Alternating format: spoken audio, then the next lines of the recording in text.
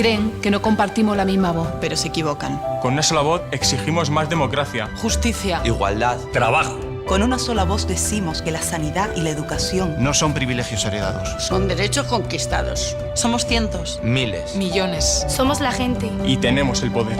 Izquierda Unida, el poder de la gente.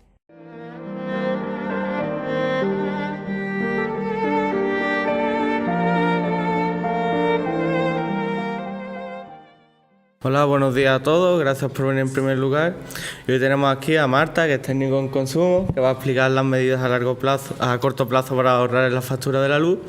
Y después Álvaro, que va a comentar las medidas a largo plazo, nuestro modelo energético. Y va a comenzar en primer lugar Marta. Gracias. Pues lo dicho, gracias a todos por venir y yo con vuestro permiso me voy a levantar para hacer una exposición sobre la situación actual de... ¿Me oís? Vale. Sobre la situación actual en la que nos encontramos en el sector energético, sobre todo en concreto en el sector eléctrico. Voy a explicar un poco en términos generales cómo se produce la actividad, cómo llega a nuestra casa y en último lugar exactamente la factura y un poco qué es lo que hay detrás de esta factura, ¿de acuerdo? Entonces, para empezar deberíamos decir que la electricidad se produce en 4 fases diferentes. La primera es la generación de energía, en segundo lugar el transporte de la energía, la distribución de la energía y la comercialización de la energía. La generación de la energía significa transformar la energía, ¿vale? Crear energía, transformar esa energía de las distintas fuentes hasta la formación de las eléctricas. ¿Cuál es el problema en nuestro país? Pues fundamentalmente que solo hay 5 grandes empresas que generan energía y estas son Endesa, Iberdrola, Fenosa Gas Natural, E.ON y Energías de Portugal, ¿vale? Solo 5 grandes empresas que generan energía. Estas 5 empresas generan en torno al 80% de la energía que consumimos. El siguiente paso es el transporte. El transporte, solamente en España existe una única empresa que se llama Red Eléctrica de España y es la única empresa que transporta la energía. También parece que es un poco sensato que solamente venga un cable a nuestra casa, que no vengan 5 cables distintos o más cables distintos, solamente sería una única empresa. Y tiene, por supuesto, pues una serie de obligaciones y como garantizar pues el equilibrio, que todo el proceso sea constante, etcétera, etcétera. Ahora viene la distribución de la energía. La distribución de la energía significa poner a punto la energía en nuestros contadores, ¿vale? Las empresas generadoras de energía son las que se van a encargar del contador que tenemos en casa, ¿vale? Van a hacer las lecturas del contador y van a mantener la energía en una calidad óptima para que podamos, al enchufar cualquier electrodoméstico, obtener la energía necesaria. Y aquí es donde comienza el problema, que es la comercialización de la energía. ¿Por qué? Pues porque muchas veces nos vamos a encontrar que nuestro contador lo lleva a una empresa y sin embargo nuestra factura nos llega de otra empresa, ¿vale? Vemos que son 4 pasos distintos y por supuesto como la electricidad en este momento es un bien y está tratado como un bien ordinario, no es un bien de primera necesidad, se empieza a producir el enriquecimiento de las empresas desde la primera fase hasta la última, haciendo que encarezca el producto final. En este momento, la comercialización de la energía se puede hacer desde el mercado regulado o desde el mercado libre, ¿vale? Que en términos normales es mercado privado. El mercado regulado antiguamente se llamaban comercializadoras de último recurso y ahora se llaman comercializadoras de referencia, ¿vale? Y luego, pues, con respecto al mercado libre, existen un montón de empresas a las que podemos adherirnos si quisiéramos, que nos van a ofrecer esa comercialización de la factura, de la energía, perdón. En este momento, desde en general, todas las asociaciones de consumidores lo que se recomienda es mantenerse en el mercado regulado, porque es el único que nos va a garantizar que no vamos a pagar más dinero de lo estrictamente estipulado por la ley. El siguiente, vamos a ver un poco la situación actual en la que se encuentra el mercado en este momento. Como sabemos, hace no muchos años, muchos de vosotros lo han conocido, antes teníamos una empresa nacional que se llamaba Sevillana y esta era la empresa que hacía todos los pasos estos que hemos visto, solo que no encarecía el precio respecto a la comercialización y respecto a la distribución de energía. Era la misma empresa siempre. ¿Qué ocurrió? Pues, por ejemplo, en el 97 se decidió que, eso lo decide sobre todo unos señores muy listos, una señora a lo mejor también en algunos casos, que dicen que la privatización de la energía va a hacer que los consumidores finales podamos pagar menos dinero en nuestra factura de la luz, porque si existen muchas compañías, vamos a poder dirigirnos a estas compañías para negociar el precio de nuestra factura. Eso como digo, es la teoría, esa es la teoría y pues es la razón por la que, hay otra serie de razones ocultas que yo desconozco, pero básicamente es esa, para que como algo positivo para los consumidores. Entonces, una de las leyes importantes que va dirigida en este sentido a privatizar la electricidad es esta ley de aquí, del 97, como sabemos, estaba en este momento el Partido Popular fue pues eso, el inicio para crear la libre competencia, que es lo que se denomina cuando hay muchas empresas y podemos negociar, libre competencia. La segunda ley importante es la ley que decidió hacer Zapatero en el 2009, y a la que llamaría tarifa de último recurso. Entonces, este sería el residuo de que exista todavía un mercado regulado, que era el que se denominaba tarifa de último recurso. Ahora le han cambiado el nombre y era un sector, una parte del mercado eléctrico que estaba regulado todavía por la legislación, esta ley. Y por último, y esta es la más importante, la ley de diciembre del 2013. No sé si recordáis que hubo muchos problemas con la última subasta en diciembre de la electricidad, porque de hecho el precio de la electricidad iba a subir en torno al 60%, y lo que ocurrió fue que todos nos echamos encima, todos no queríamos pagar más de lo estrictamente necesario. Entonces, pues el Partido Popular creó esta nueva ley del sector eléctrico y, entre otras cosas, ahora vamos a ver cuáles son los cambios que produjo, pero entre otras cosas cambió el nombre del producto de último recurso a precio voluntario al pequeño consumidor. Todas las personas que estemos en el mercado regulado, en nuestra factura va a aparecer ese tipo de producto, precio voluntario al pequeño consumidor. ¿Cuáles son las modificaciones o los grandes aspectos que tiene esta nueva legislación? Pues primero el nombre, como ya he comentado. En segundo lugar, que habla que existe que sigue existiendo unos consumidores vulnerables. A mí esto me hace gracia porque realmente consumidores vulnerables es un poco como que se ríen de nosotros, porque sabemos que en España existe ya realmente una pobreza energética de muchísimas personas que no pueden pagar la factura de la luz. Entonces me parece como algo, y además no son 3 o 4 personas, sino que cada vez somos más los que nos cuesta trabajo pagar las facturas desorbitadas que nos llegan a casa. Otro de los aspectos importantes de esta legislación es que habla de comercializadora de referencia cuando antes se llamaban comercializadora de último recurso. Cambia también esa nomenclatura.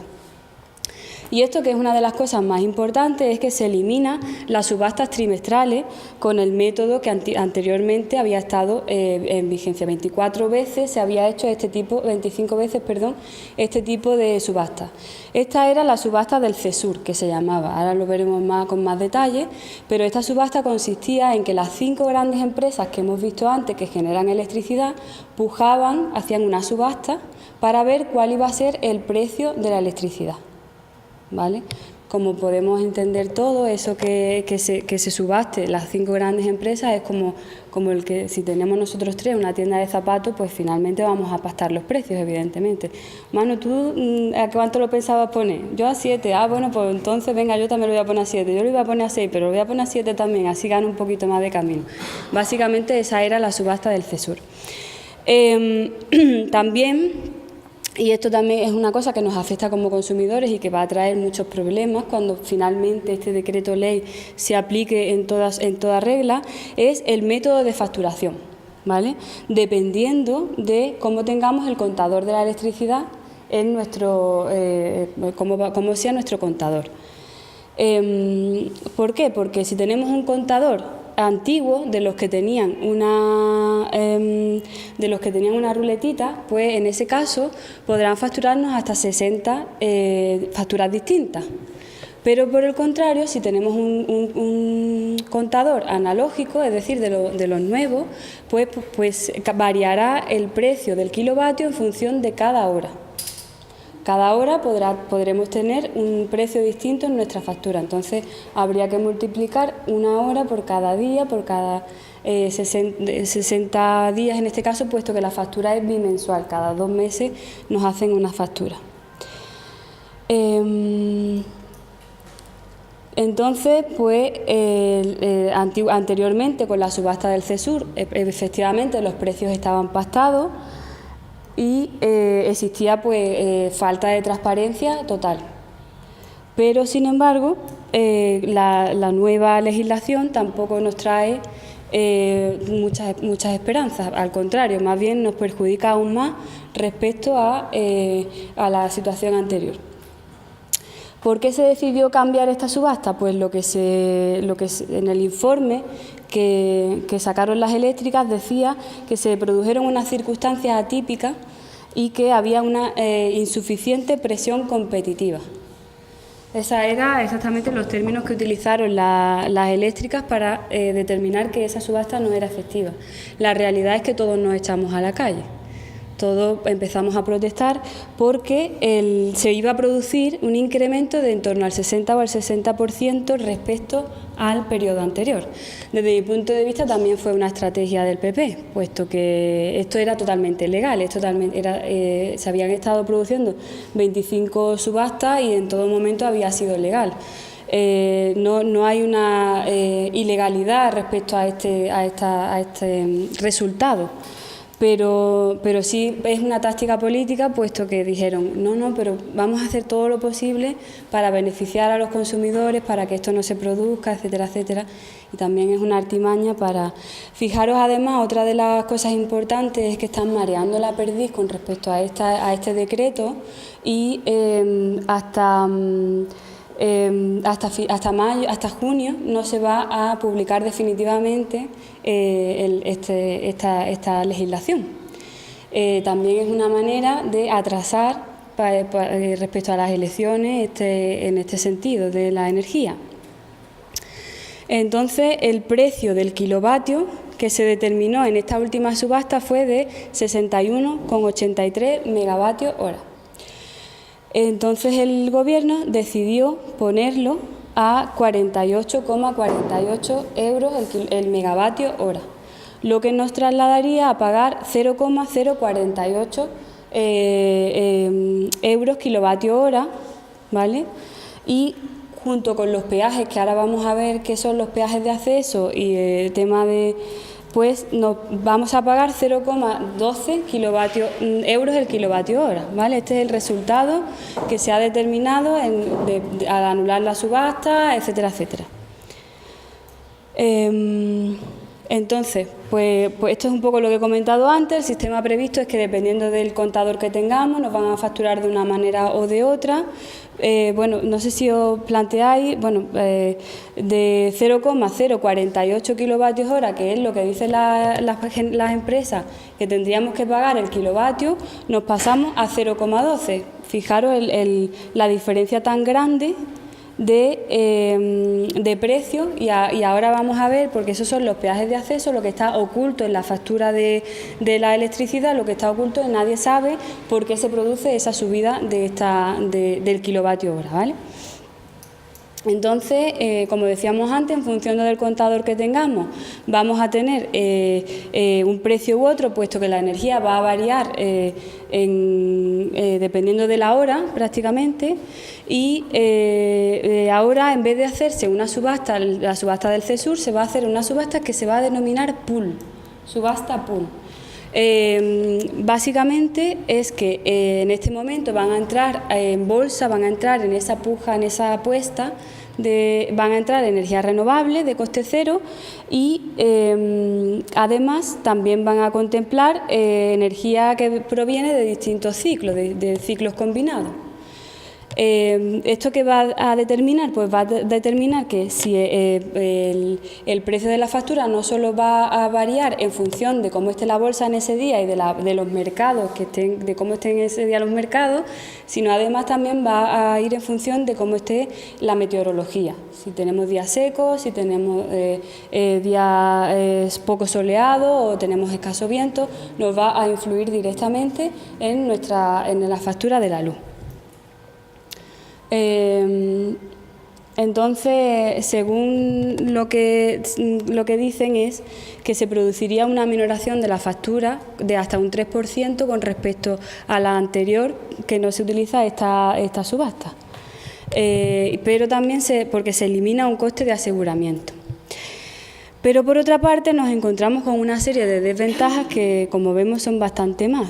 Por ejemplo, hay una mayor complejidad en la factura, existe una vulneración del sector eléctrico, de las eléctricas concretamente, sigue existiendo una falta de transparencia en el procedimiento para aplicar el coste de la electricidad y además existe una vulneración de la legislación de los consumidores, puesto que todos los consumidores tenemos que tener un periodo de reflexión con respecto al hacer una compra de al menos 24 horas.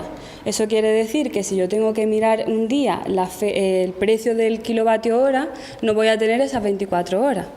Además se produce otra problemática y es que nosotros no dependemos de la electricidad, no podemos decidir si sí o si no, porque a lo mejor puedes decidir poner o no poner una lavadora, pero comer tienes que comer.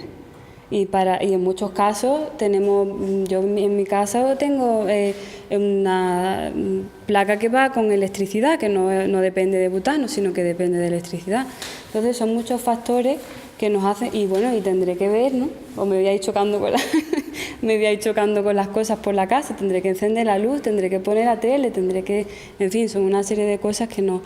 Y luego, por supuesto, pues una complejidad impresionante en la instalación de los contadores, de la factura, ¿no? ¿Qué más? UNESA es la patronal de las energías eléctricas. UNESA, no sé si viste ya hace no mucho tiempo un programa de Salvados que hacía un reportaje sobre la eléctrica y se entrevistaba con la patronal, con el representante de la patronal de UNESA. Y una de las cosas que decía era que ellos no tenían necesidad de tener una auditoría para que determinara si era o no era legal el coste de producción de la energía y aquí es donde más se demuestra que efectivamente hacen lo que ellos quieren. Todo el mundo no tiene ningún tipo de problema en decir exactamente lo que le cuesta comprar algo, producir algo, sin embargo ellos se niegan rotundamente a hacer transparente ese proceso de transformación de la energía y poder decir. Y entonces un poco lo que todos pensamos de sentido común. Si efectivamente nos cuesta producir los 10, pues yo comprendo que tengan que pagar 12. Pero el problema es que como no sé lo que les cuesta producirlo, ¿por qué tengo yo que pagar 12? Es más, añado que Iberdrola el año pasado ganó 2.841 millones de euros, que no son 1.000 euros, sino millones de euros. Endesa, 2.034 millones de euros. Y Gas Natural Fenosa, 1.441 millones de euros. Es decir, que no están mal, que no están están obteniendo beneficios y además beneficios muy jugosos. También otra de las cosas importantes a hablar en este sentido es los consejeros que tienen. José María Aznar es consejero en Iberdrola, ¿no? En Endesa, perdón, y su sueldo estaba estipulado en 200.000 euros al año. Así que bueno, por lo menos un jamoncito para Navidad seguro que les llega. Entonces, un poco en esta situación global en la que nos encontramos, vamos a ver la factura de la luz. Como todos sabemos, aquí aparecen los datos de cliente, que son nuestro DNI, nuestro nombre, nuestra dirección, una serie de números en las que viene a decirnos cuál es nuestro contador, cuál es nuestra vivienda, cuál es nuestro expediente. Tenemos un expediente con todos nuestros datos, con toda nuestra facturación, con un historial de lo que hemos consumido en periodos anteriores. Aquí aparece un resumen de la factura, de los periodos que nos cobran, desde tal a tal, el precio. Una gráfica histórica del consumo eléctrico, y aquí una de las cosas importantes es el tema de la potencia. Podemos contratar más o menos potencia. Para que entendamos, la potencia es como un grifo, podemos abrirlo más o podemos abrirlo menos. Si queremos tener más cantidad de potencia, tener más cantidad de electricidad, contrataremos una potencia mayor, y si no nos hace falta tanto, contrataremos la menor. Se paga en función de la cantidad de potencia que tengamos contratada. Entonces, nosotros desde las asociaciones de consumidores siempre se recomienda que se contrate la menor potencia posible. Por supuesto, a las compañías no les interesa y entonces nos suelen poner bastantes pegas para bajarnos esa potencia, para subirnos no. Ellos lo que nos hacen es que nos preguntan exactamente cuántos electrodomésticos tenemos en casa y hacen un cálculo de lo que podrían gastar. Sin embargo, eso no ocurre siempre, porque normalmente no tienes puesta la estufa y el ventilador, ni tampoco tienes puesta todo al mismo tiempo. Entonces, en mi caso, por ejemplo, tengo contratada la menor potencia posible porque eso me hace tener una reducción, y es cierto que en algunas ocasiones saltan los plomos porque estoy intentando utilizar más potencia de la que tengo contratada o posibilitada. Pero se produce un ahorro considerable en la factura.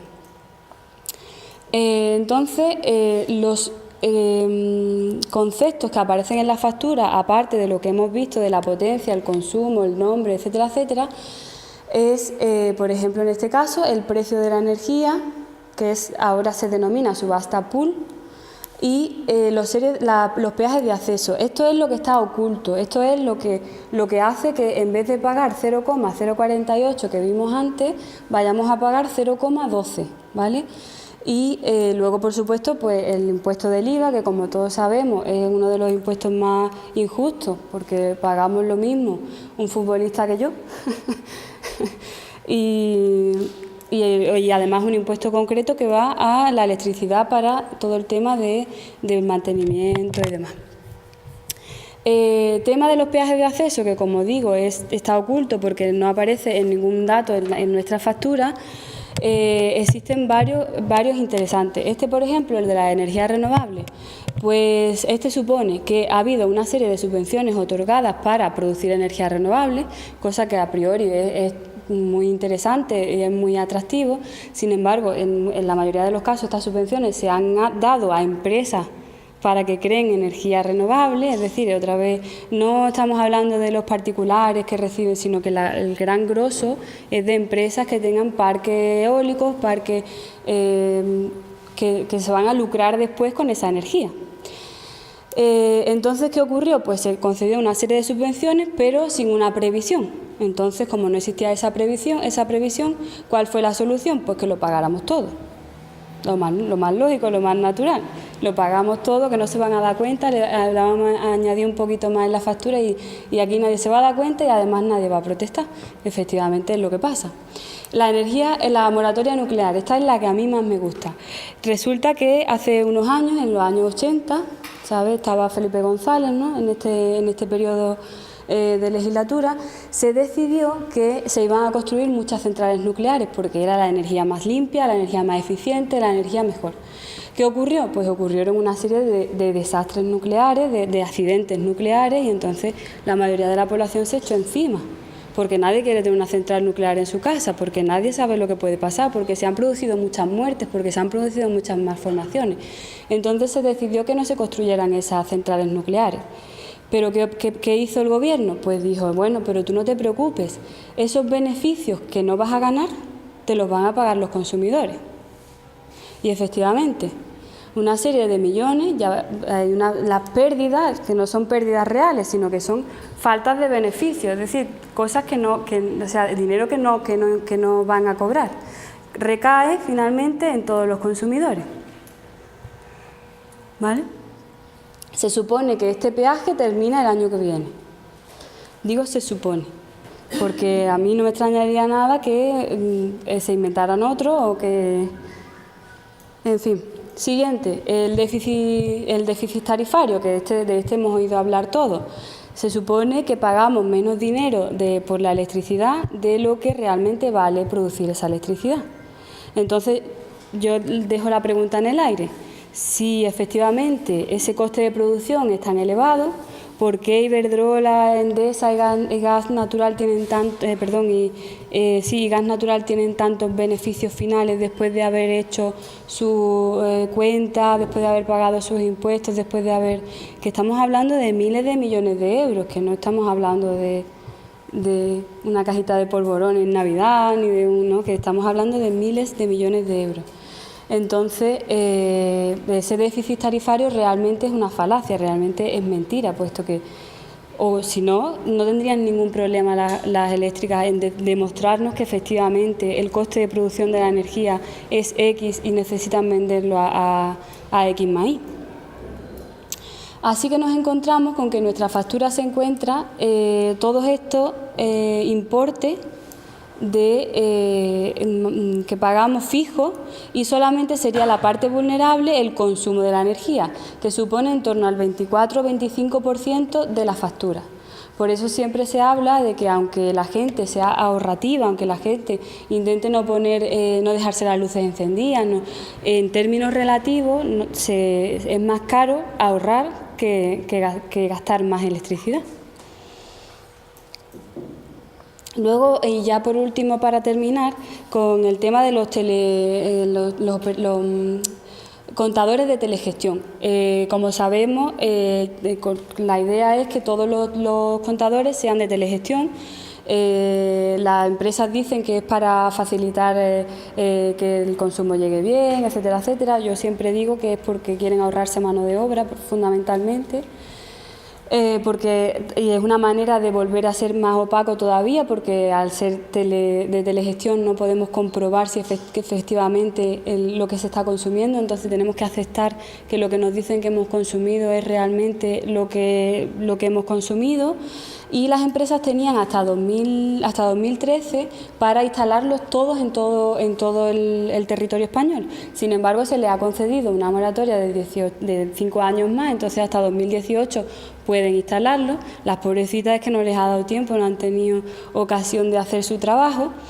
Y aquí ha habido muchos problemas y ha habido mucho fraude. Tenemos que decir que las empresas eléctricas se endosan en torno a 80 millones de euros solamente por fraude, por cobrarte algo más en la factura, por hacerte una estimación que luego no es real, etcétera, etcétera, en torno a 80 millones de euros. Está habiendo muchos problemas porque no han dicho que van a venir a casa a cambiarnos el contador y, sin embargo, nos cobran una penalización porque no tenemos el telecontador. Con esto hay muchísimas reclamaciones. De hecho, el sector eléctrico es el tercer sector más reclamado. En primer lugar está la telefonía, en segundo la banca y en tercer lugar están las eléctricas. Además tienen un sistema de gestión de quejas malísimo, nunca atienden a las quejas, tardan muchísimo tiempo en contestar las reclamaciones, hacen oídos sordos. Es muy, muy, muy difícil tramitar una reclamación con las eléctricas. En general, luego habrá casos concretos de gente que haya tenido suerte. Entonces, si nos ocurre, si en nuestra factura aparece algún tipo de sanción por no tener instalado el contador eléctrico, yo os recomiendo que mientras antes lo intentéis reclamar, mejor, porque abusan de esto. Entonces pueden estar mandándote durante un año entero un recargo por no tener instalado el contador. Las empresas tienen la obligación de avisarte hasta en 3 ocasiones, es decir, 3 meses, de manera fehaciente, es decir, que tú tengas que recoger la carta y firmar esa carta, que el cartero venga con una carta certificada para que se produzca esta modificación. Te tienen que avisar para ver si tú estás en casa, si no estás de vacaciones, para ver si tienes... Es decir, que lo tienen que hacer de manera completamente fehaciente. Y ya está. Y por último, bueno, comentar un poco que el Servicio de Consumo de la Junta de Andalucía, que es de Izquierda Unida, pues está siempre a disposición de todos los ciudadanos y de todos los consumidores para intentar arreglar cualquier tipo, intentar solucionar cualquier tipo de reclamación o de queja. Y luego, pues algunas compañías como Endesa y Iberdrola tienen un área de consumo para poder reclamar en caso de necesidad. También está el defensor del cliente en Endesa. Y ya está, y como conclusiones finales, pues que todavía hay una normativa irregular, es innecesaria, es inadecuada, que todavía no formamos parte de este consumo, no podemos determinar, no podemos decidir, que es mentira que podamos como consumidores negociar con las empresas el precio que queremos pagar y que es necesario, es importante que nos movamos y que tengamos en cuenta que esto es un bien de primera necesidad y luchar contra este sistema opaco. Si tenéis alguna pregunta, pues si no lo dejamos para el final, las preguntas que tengáis.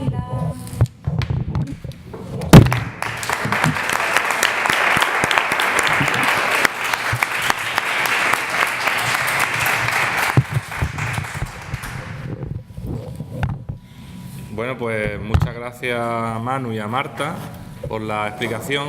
Ahora viene la parte mala, y es que Eva García, que es la coordinadora federal de Medio Ambiente de Izquierda Unida, tenía que estar aquí, pero por motivos personales no ha podido venir, y ella iba a explicar muy bien el modelo energético que proponemos como solución a medio y largo plazo a lo que Marta ya está explicando. Marta nos explica el sector de la eléctrica, que es una estafa, nos explica algunas soluciones que podemos dar a corto plazo para mejorar nuestras facturas y ahorrarnos un dinero, pero o consumir menos.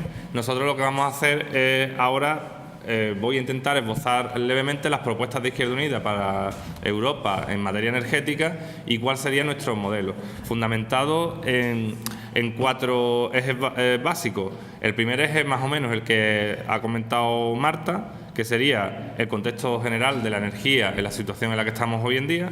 El segundo, el contexto de España, el contexto de pobreza energética, que os adelanto que, como decía Marta, hay muchas personas que sufren la pobreza energética y que 7.000 personas en España mueren al año por no tener suministros básicos en materia energética. Entonces estamos en un contexto general en el que hay un escenario vulnerable por el cambio climático, un escenario vulnerable por la dependencia que tenemos del petróleo, y por eso nosotros tenemos que proponer una alternativa, no porque seamos ecologistas y seamos muy guays, sino porque es que es necesario y es imprescindible cambiar de modelo energético, porque el que tenemos se va a agotar y podemos adaptarnos y mejorarlo desde ya, o podemos esperarnos a que se nos acabe y sea esto un caos y empezar a reconstruirlo cuando nos hayamos caído. Por lo tanto, la alternativa no solo es real y realizable, sino que es necesaria. También vamos a poner encima de la mesa 2 objetivos. El primer objetivo es el desarrollo de las energías renovables para garantizar los suministros básicos a las familias y para generar energía hoy en día sin comprometer que las generaciones futuras puedan tener también energía. Y también, no sé si sabéis cómo funciona el mercado internacional de contaminación. Hay un país que tiene unos límites según los protocolos de Kioto, de medio ambiente, etcétera, puede contaminar X toneladas de emisiones al año, y si necesita más porque es un país muy contaminante, pues le da dinero a un país del tercer mundo que no tiene apenas contaminación, y entonces ya compro para contaminar. Tengo capacidad de contaminar más porque lo que no va a contaminar otro país lo contamino yo. Así que ese modelo hay que cambiarlo. Por eso nosotros apostamos por las energías renovables. Y como segundo objetivo es el sector público. Nosotros creemos que la energía debe estar en el sector público, por dos razones. Porque con la energía en el sector público la sacamos del mercado, la sacamos de empresas multinacionales que lo único que quieren es maximizar beneficios, no quieren garantizar servicios a la ciudadanía. Pues si la quitamos de ahí, ya tenemos el primer elemento. Si los servicios públicos como la energía están en manos del Estado, el objetivo que tienen no es maximizar beneficios, sino garantizar el suministro a toda la ciudadanía. Y eso es lo que pretendemos desde Izquierda Unida. Y así también podemos democratizar la energía. La energía debe tener un control democrático de la ciudadanía y si está en manos del Estado, podemos participar entre todos en decir y decidir qué modelo energético queremos y participar en cómo se construye ese modelo. Por último, debíamos hablar de las políticas públicas en materia de energía a nivel europeo, a nivel estatal y a nivel local. Lo voy a hacer breve porque efectivamente pues Eva se lo sabía mejor esto que yo, pero sí que quería comentar algunas cosas que ella podría haber hecho mejor. En primer lugar, el contexto general de energía, como decíamos, es fundamental el concepto de pobreza energética que estamos sufriendo en diferentes puntos del país, en el Estado, esa cifra dramática de 7.000 fallecimientos anuales por el tema de la ausencia de dinero para pagar la energía. Y el contexto global es, el que, como decíamos antes, que la Unión Europea ya alcanza cerca de un 15% de su consumo total de energía mediante fuentes renovables. Esto hace unos años nadie diría que podía ser posible, pero el desarrollo de la energía solar, de la energía eólica y de la térmica también, de la solar térmica, ha conseguido que se desarrolle un 15% del consumo ya con energías renovables. Nosotros somos mucho más ambiciosos y creemos que en los próximos años se puede aumentar para que la producción de la energía renovable supongan hasta un 45% del consumo energético en la Unión Europea a medio plazo. Así que creemos que es real y que se puede realizar. En el sector energético tenemos el problema y es que está en manos de grandes multinacionales privadas. Por lo tanto, influyen mucho a la Comisión Europea, influyen mucho al Gobierno de Europa, influyen mucho al PP y al PSOE, porque luego los contratan a ellos como grandes directivos de esas compañías, como decía Marta, que cobran sueldos astronómicos, y entonces, si tú me haces leyes para que yo me pueda lucrar como gran empresa energética, luego yo te contrataré y te pagaré 200.000 euros al año, como el caso de Aznar en Endesa o de Felipe González, que cobra 125.000 euros en gas natural. De ahí que nosotros, pues, como objetivo, creemos que se puede reducir las emisiones de la Unión Europea entre un 30 y un 40% a medio plazo, en las próximas décadas. En cuanto a la pobreza energética, quería añadir también que la política energética en Europa ha estado sometida a los intereses de estos oligopolios. Por lo tanto, la pobreza energética es fruto de este mercado en manos de unos pocos. La situación real de la ciudadanía, como decíamos antes, 4 millones de personas no pueden mantener su vivienda a una temperatura digna, a una temperatura necesaria para que puedan pasar los inviernos, por ejemplo, y 3 millones más, 4 millones no pueden calentar su vivienda suficientemente en España y 3 millones más no pueden pagar la factura de energía. De ahí tenemos hasta 7 millones con problemas de energía en este país. Y la cifra esa de las 7.000 muertes al año por no tener la energía suficiente. De esta forma, también el 17% de la población española se puede encontrar en este entorno de la pobreza energética. Y esto supone, en los años de crisis, desde 2010 hasta ahora, la crisis empieza en 2007, en 2008-2009 ya es evidente, pero desde 2010 hasta ahora ha incrementado el porcentaje de pobres energéticos en nuestro país un 5 puntos hasta el 17%. Por lo tanto, vemos cómo estos 3 millones y 4 millones que decíamos hacen un total de 7 millones de pobres energéticos en nuestro país. Hay un 9% de hogares que se declaren incapaces de mantener la temperatura adecuada de su vivienda. Estos son datos que nos hacen indicar que hay que poner soluciones encima de la mesa para desarrollar esto. Y la solución que nosotros proponemos es intervenir en el mercado energético, intervenir y nacionalizar las eléctricas. Todo ello lleva a España a convertirse dentro de la Unión Europea en el cuarto país que tiene más problemas energéticos, más afectados por este drama. Y en la Unión Europea, si son 7 los millones de españoles que tienen problemas de energía, son 54 en toda la Unión. Por lo tanto, nosotros tenemos unas ideas básicas, y es que todos los ciudadanos y ciudadanas tienen derecho a unos mínimos vitales con dignidad, de energía, de agua, de alimentación y de vivienda. Eso es un derecho, no nos están regalando nada. Tenemos que pelear porque esté garantizado para toda la ciudadanía. Y solo con la creación de polos públicos fuertes que suministren estos sectores básicos, vamos a conseguir que garanticemos estos derechos mínimos a la ciudadanía. Desde Izquierda Unida nos marcamos una serie de objetivos. El objetivo de las renovables. Como decíamos antes, las renovables creemos que nos van a servir para garantizar los suministros básicos a las personas, y también nos va a servir para no hipotecar el futuro de las generaciones venideras, porque si utilizamos combustibles fósiles contaminantes y nos cargamos el planeta, las generaciones venideras no van a tener futuro. Por lo tanto, el cambio de modelo energético es vital para que podamos tener garantizado el futuro. Nuestro primer objetivo es hacer frente en el Parlamento Europeo, hacer frente con todas las fuerzas políticas que se oponen al incumplimiento de estas directivas, de estos protocolos contra la contaminación. Nosotros en el Parlamento Europeo vamos a hacer fuerza con los parlamentarios que tengamos de la izquierda europea y aquellos que estén en contra del cumplimiento de los objetivos para mejorar el medio ambiente, pues vamos a ir trabajando fundamentalmente en el Parlamento para dos conceptos: para el ahorro y para la eficiencia. Podemos consumir menos en algunos sentidos y podemos ser más eficientes en otros sentidos. De tal forma que si garantizamos a los ciudadanos, a los hospitales, a las escuelas, a lo más importante, garantizamos los suministros, en otros sectores tendremos que buscar la eficiencia y el ahorro para que no se contamine tanto. Por otro lado, proponemos la reducción de las emisiones de gases contaminantes, y por eso también es necesario este cambio de modelo. Y, como decíamos, la eficiencia energética debe ser una herramienta imprescindible en Europa para continuar liderando desde Europa la lucha contra el cambio climático. Hay una expectativa de que en las próximas décadas se puede subir la temperatura media del planeta en 2 grados.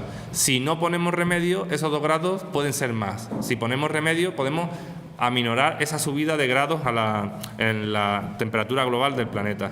Por lo tanto, nosotros queremos seguir luchando según los movimientos ecologistas y según las políticas medioambientales, a favor de paliar el cambio climático.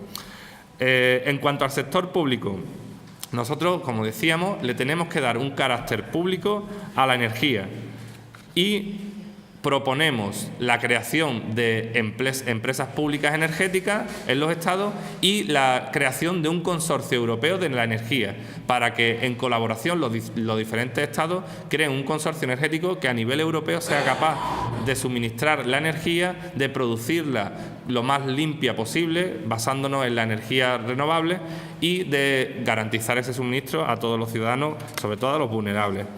Con esto también hay otra propuesta, y es que la energía debe ser suministrada desde los estados, pero también se puede generar energía desde ámbitos muy diferentes. Los ayuntamientos, las comunidades autónomas, todas estas administraciones, por pequeñas que sean, y las familias, tenemos que intentar luchar por cambiar el modelo y establecer o introducir otro concepto, que es el autoconsumo.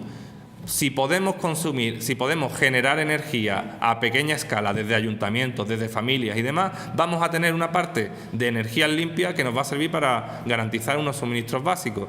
Y si hay que tener otra energía producida no muy limpia, pues que sea complementaria, pero cuanto más sea esta energía limpia, mejor.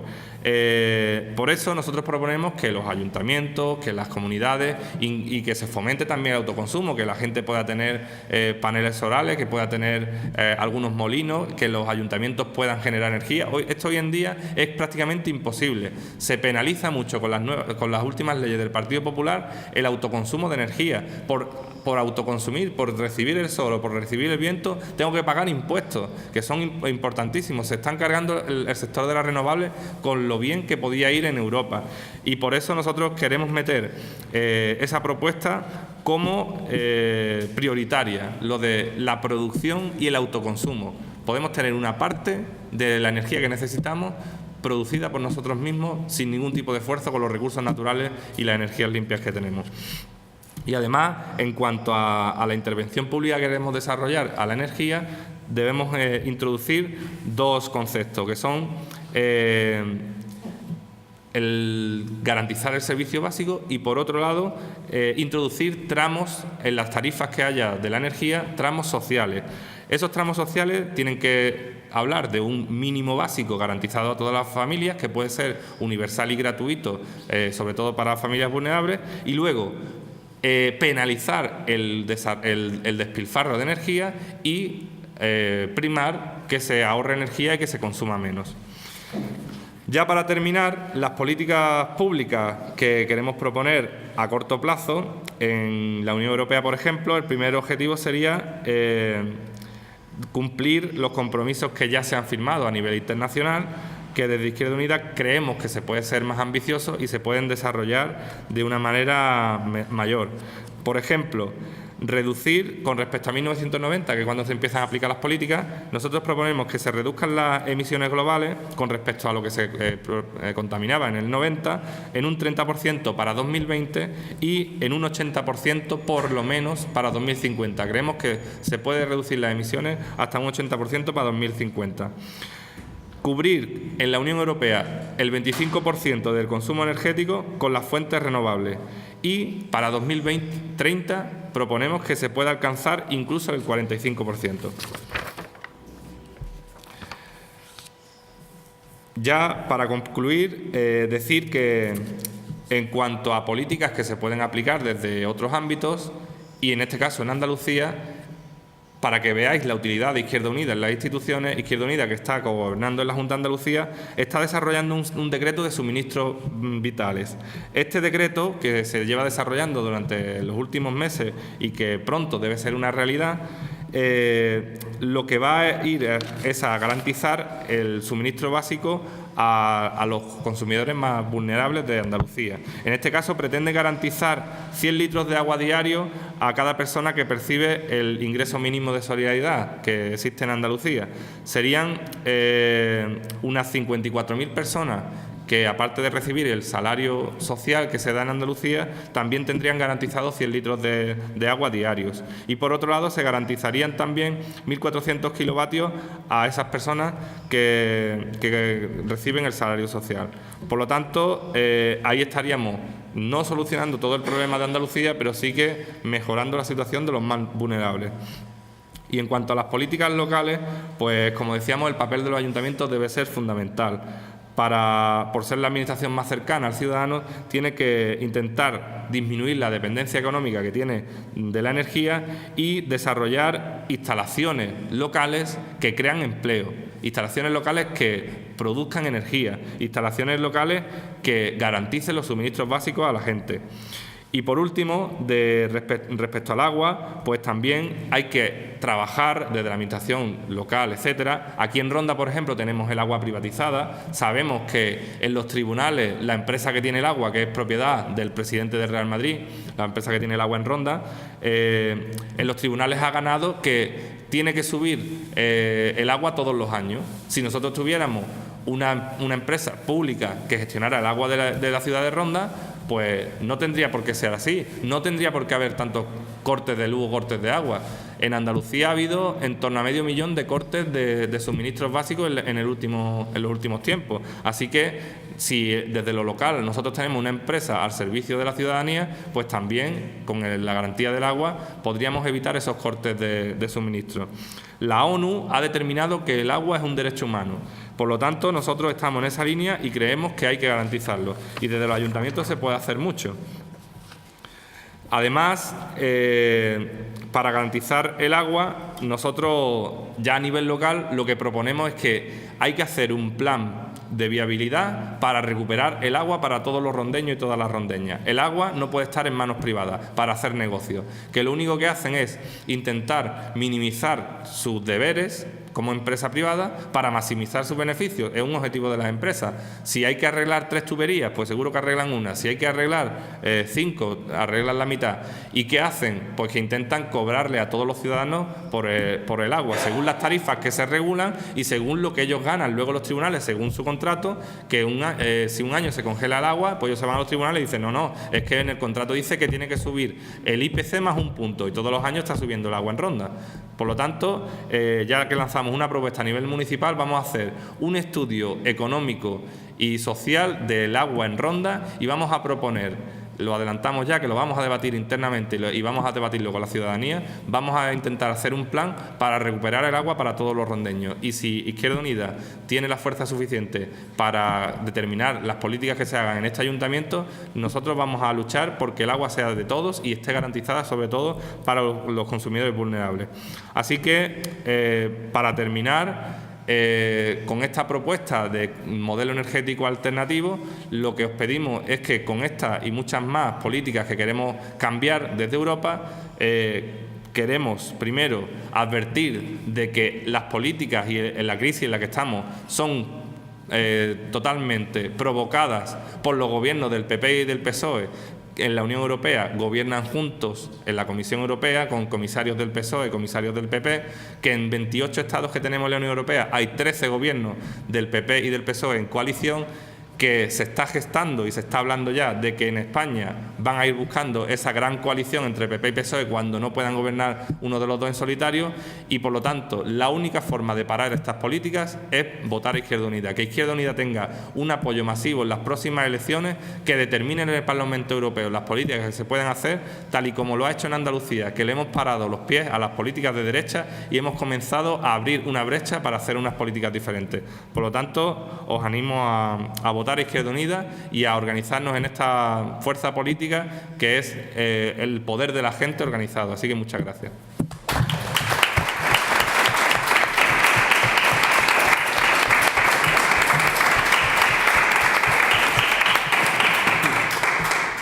Si tenéis alguna preguntilla que hacer, sobre todo por Marta, que os puede aclarar alguna duda que tengáis sobre la luz, sobre las facturas. Elegir entre 2 opciones a la hora de que nos facturen la luz, es decir, la facturación por hora o una tarifa, vamos a llamarla entre comillas, plana. Hay esas 2 posibilidades y si hay una de las 2 posibilidades, ¿cuál es la más beneficiosa? Esto, como he dicho antes, es un decreto ley que todavía no va a salir, no va a entrar en vigor hasta en junio, ¿vale? Lo que ha dicho el Gobierno en el último decreto, que anulaba uno de los artículos de este Real Decreto, es que para que no se produzcan estas irregularidades de que cada día nos facturen. Bueno, hay 2 cosas. La primera es que va a depender del contador que tengamos. Si el contador es antiguo, entonces sería una factura por día.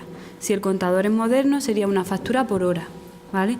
Entonces, lo que ha dicho el Gobierno es que para intentar no vulnerar la ley del consumidor, le propongan a los consumidores una tarifa plana. Entonces, en ese caso, la tarifa plana sería para todas las horas de todos los días y entonces sería una factura muy similar a la actual. En ese caso, la empresa se tiene que poner en contacto con nosotros y hacernos la propuesta, ¿vale? Con respecto a lo que es mejor, pues todavía no lo sabemos, porque como todavía no ha entrado en vigor, no sabemos que ahora mismo lo único que desde las asociaciones de consumidores en general recomendamos es mantenernos en el mercado regulado, contratar la potencia mínima y, en caso de posibilidad, solicitar el bono social. Esas son las únicas opciones que tenemos para intentar reducir la factura. Entonces, habrá que esperar hasta junio, hasta que terminen las elecciones, para ver con qué nos sorprende el Gobierno. Lo que sí he olvidado también decir, y se me ha vuelto a olvidar, ¿qué? Lo del bono social, que hay una serie de requisitos para que te lo concedan, pero te hacen una reducción en el consumo de la factura. El bono social lo pueden solicitar personas que tengan una potencia mínima contratada, que sería 2,3, a personas que sean pensionistas de más de 65 que puedan declarar que están teniendo una pensión, y parados de larga duración, es decir, más de 2 años, y familias numerosas, que eso también es interesante. Otra de las cosas que se me había olvidado decir es que según la legislación, el Real Decreto que sacaron el último, este precio al que nos están facturando de 0,12 es más alto de lo que debería ser, y entonces igualmente se supone que las empresas se van a poner en contacto con nosotros para devolvernos el importe que nos han facturado de más. Todo esto es lo que está en el aire, lo han dicho en las noticias, y hay un borrador, o sea, hay una ley que lo ha dicho. Pero hasta ahora, a mí, por ejemplo, yo no tengo constancia de que ni que se hayan puesto en contacto con nadie para devolverlo, ni de nada de esto. Entonces, supongo pues eso, que empezará a hacerlo, lo harán en junio. Yo quise también bajar la potencia y me comentaron que no era posible eso, que a mí eso no me interesaba, porque si tengo el bono social y a lo mejor me doy cuenta, no sé, que dan 8 o 9 que tengo una descontada, no me va a beneficiar si al mismo tiempo bajo la potencia. ¿También te lo vas a dar cuenta que hace ambas cosas? No hay ningún problema en hacerlo, lo que pasa es que lo de la potencia, para no bajar la potencia, ellos van a intentar siempre que no te bajes la potencia. Claro que te va a beneficiar, puesto que la potencia tú te la cobran por una parte y el consumo te lo cobran por otro, y el bono social te lo hacen en función del consumo. Entonces, claro que te interesa, aunque te ahorres 2 euros al mes, o aunque sea lo mínimo, ya estás pagando menos, entonces sí que te interesa.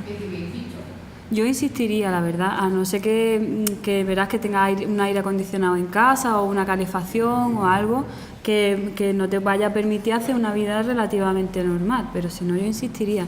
Tened en cuenta que, por ejemplo, la potencia mínima se paga a 14 euros más o menos, ¿vale?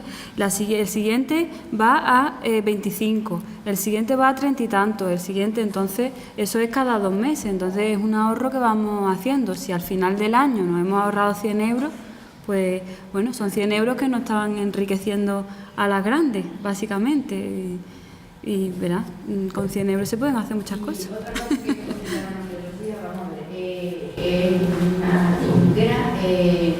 Ella baja la potencia. Directamente le colocan este nuevo contador. Y después ha tenido que ir pagando una serie de cosas. Entonces a ti no te pueden avisar diciendo, bueno, te vas a cambiar la potencia, pero que te conste que vamos a tenerte un contador de estos analógicos. ¿Eso es real?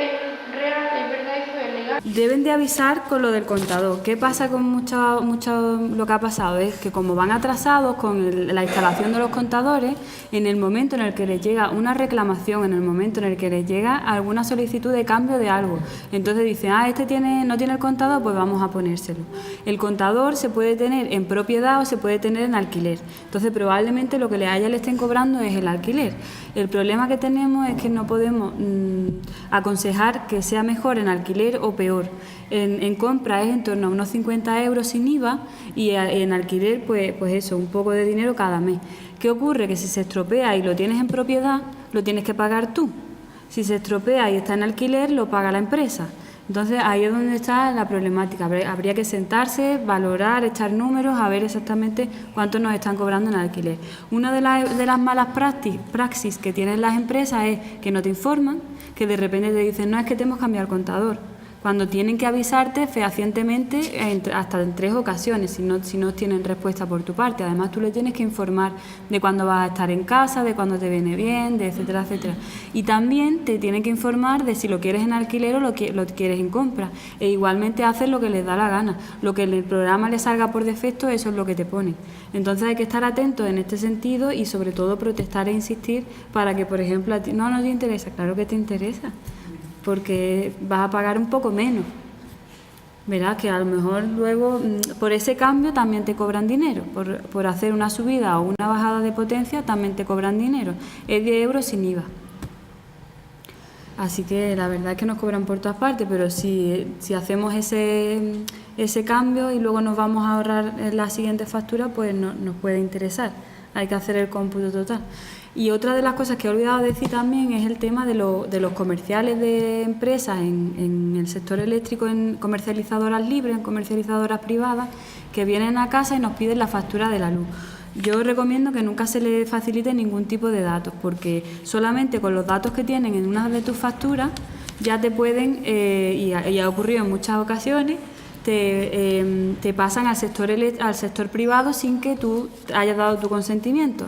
Pero como uno de los datos, como tiene tu DNI, tiene tu dirección y tiene tu nombre y tus apellidos, pues ya esos son los datos que ellos necesitan para darte de alta en el sector privado.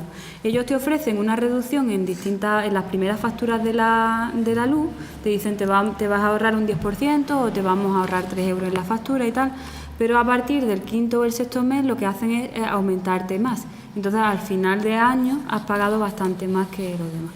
Y por último, solo otra de las cosas importantes por las que tenemos que votar a Izquierda Unida para intentar que esto no pase más es que el hecho de que la gente esté sin pagar las facturas de los suministros eléctricos no es por gusto, es porque no tienen dinero.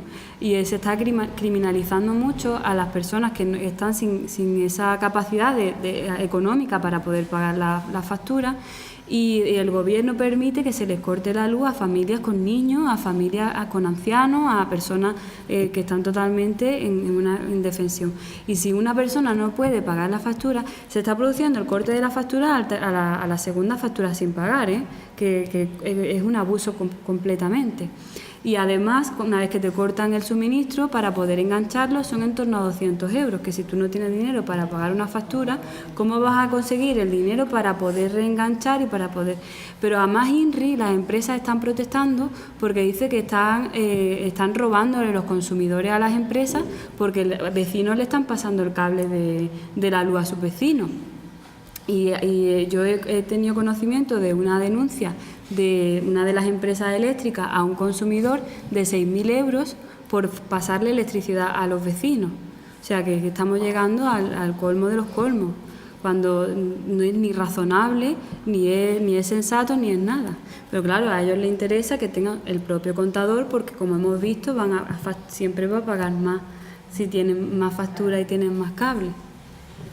Quiero no descontentar a la gente del Real Madrid, pero Florentino tiene el 14% y Coplovi el 72% del agua que consumimos. El 72% Coplovi y el 14,2% Florentino, el amigo de este joven y de Paqui y demás, o sea, los forofos del Real Madrid. Es para que quede eso bien claro. Luego quiero comentar, la gente que esté peor aquí, es un consejo que le doy, Cáritas, Bienestar Social y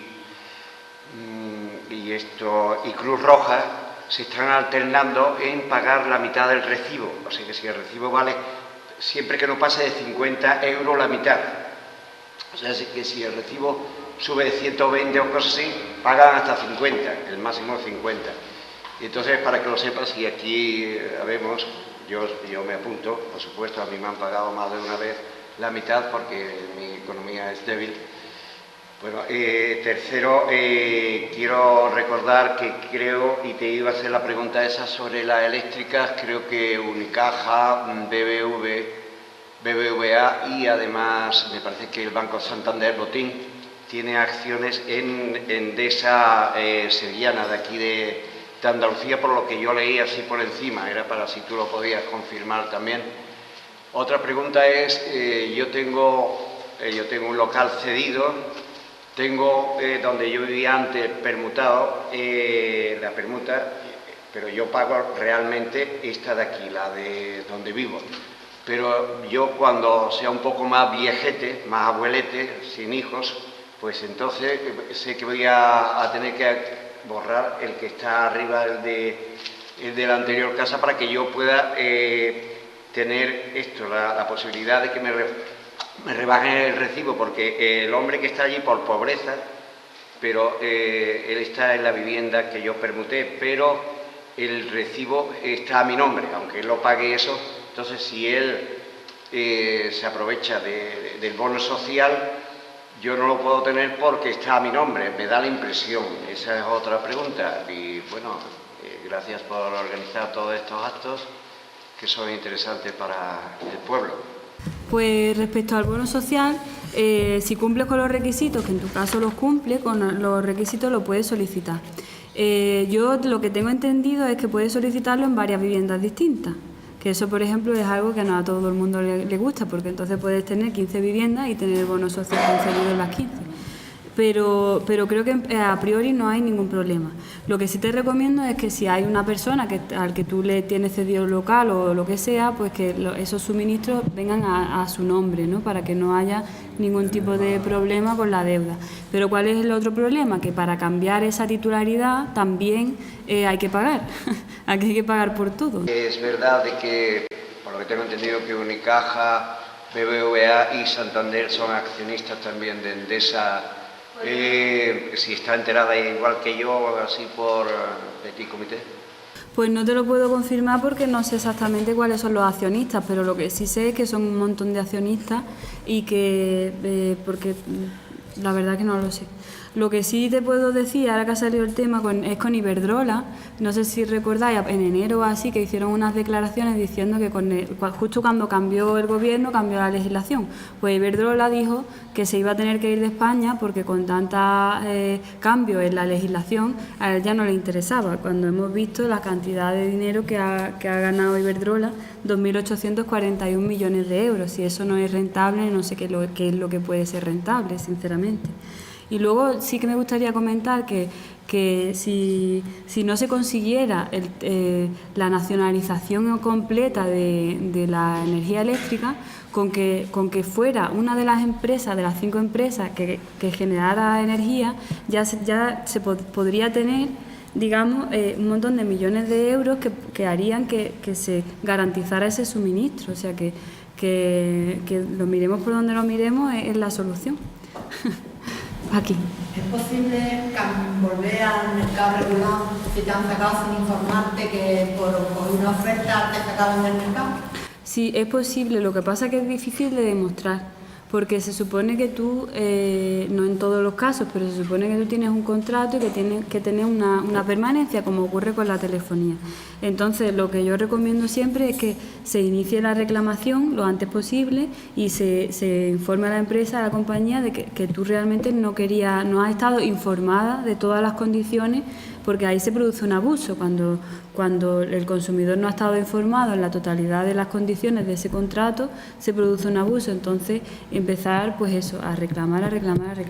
Normalmente la empresa te va a decir que tienes que permanecer con ellos el periodo que tengas estipulado en contrato. Suele ser anual, suele ser por año.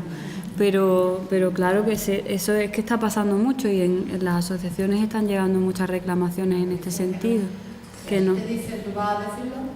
Te dicen que no vuelve al mercado regulado, que no lo pueden hacer. Claro que lo pueden hacer, se puede hacer. Pues entonces a ver si podemos hacer un escrito de reclamación, hacerlo por escrito, lo mandamos por carta certificada e intentamos que se tramite de esta forma. Llamamos también a Consumo, que es de Izquierda Unida, y nos atienden estupendamente, al Consumo de la Junta de Andalucía, e intentamos que se solucione tu situación. ¿En qué año retorna el agua al ayuntamiento? Porque era un contrato con primero una compañía, luego la compró y nuestro amigo del Real Madrid. Entonces, la segunda también, los parkings, hay algunas quejas de los parkings, cuando retorna, por ejemplo, de la Plaza del Socorro y cuando retorna también el de Martínez Este. Si es que tiene noticia de eso, se habló en un pleno y es que no lo recuerdo bien. Sobre los parkings no sé cuándo termina la concesión, pero creo que eran por lo menos 20 años. O sea que si son 20 años puede que esté cerca de que termine. El agua son 40 años. Así que si fue en el 94, pues en el 34 debe terminar. Quedan unos, creo recordar ahora mismo que quedaban unos menos de 20 años para que se termine el contrato. Así que habrá que ir estudiando la posibilidad de cómo presentar una alternativa para democratizar la gestión del agua en Ronda y darle un carácter social y sacarla poco a poco del mercado en el que está ahora metida. Ahora está solo para ganar beneficios y tenemos que conseguir que el agua de Ronda, que es gratis, el agua de Ronda, no tenemos agua de sobra en esta zona y lo único que nos cobran es los impuestos y el hecho de llevarnos el agua a nuestra casa, pues que eso se demuestre y que se prime el ahorro, la garantía de suministro y las condiciones sociales para mejorar esa gestión para la ciudadanía.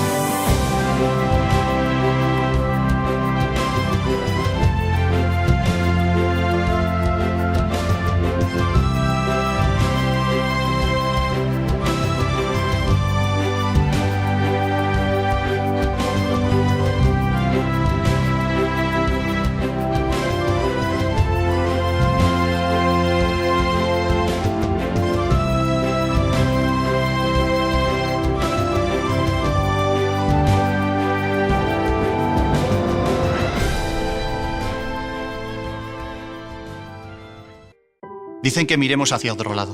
Que vayamos a lo nuestro. Que estamos solos. Creen que no compartimos la misma voz. Pero se equivocan. Con una sola voz exigimos más democracia, Justicia. Igualdad. Trabajo. Con una sola voz decimos que la sanidad y la educación No son privilegios heredados. Son derechos conquistados. somos cientos. Miles. Millones. Somos la gente. y tenemos el poder.